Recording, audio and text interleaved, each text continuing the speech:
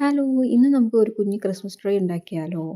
ഇതിനായിട്ട് ഞാൻ പൈപ്പ് ക്ലീനറാണ് ട്ടോ യൂസ് ചെയ്യുന്നത്. കുറേ പേര് പൈപ്പ് ക്ലീനർ വെച്ചിട്ട് ക്രാഫ്റ്റ് ചെയ്യുന്നത് കണ്ടപ്പോൾ അങ്ങനെ ആഗ്രഹിച്ച് മോഹിച്ച് ഞാൻ വാങ്ങിച്ചതാണേ.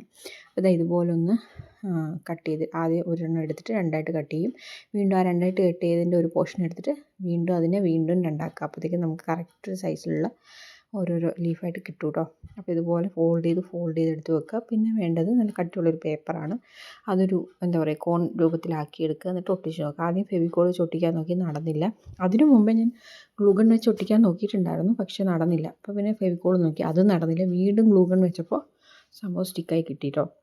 അങ്ങനെ ഇതുപോലെ ലെയറായിട്ട് ഒട്ടിച്ച് കൊടുത്തു. എന്നിട്ടൊന്ന് അതിൻ്റെ താഴ്ഭാഗം ഒന്ന് ഫോൾഡ് ചെയ്തെടുത്തു. അപ്പോഴേക്കും നല്ല അടിപൊളി ക്രിസ്മസ് ട്രീ കിട്ടി കേട്ടോ.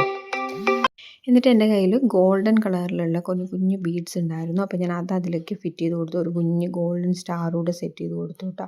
അങ്ങനെ അവസാനത്തെ ലുക്ക് കാണാൻ നല്ല രസമുണ്ടായിരുന്നു. ഞാനിത് രാത്രിയാണ് കേട്ടോ ഇരുന്ന് ചെയ്യുന്നത്. കുറേ നേരമൊക്കെ ആയപ്പോഴേക്കും മടുത്തു. എന്നിട്ട് ഞാനത് കംപ്ലീറ്റ് ചെയ്തിട്ടാണ് കിടന്നത്.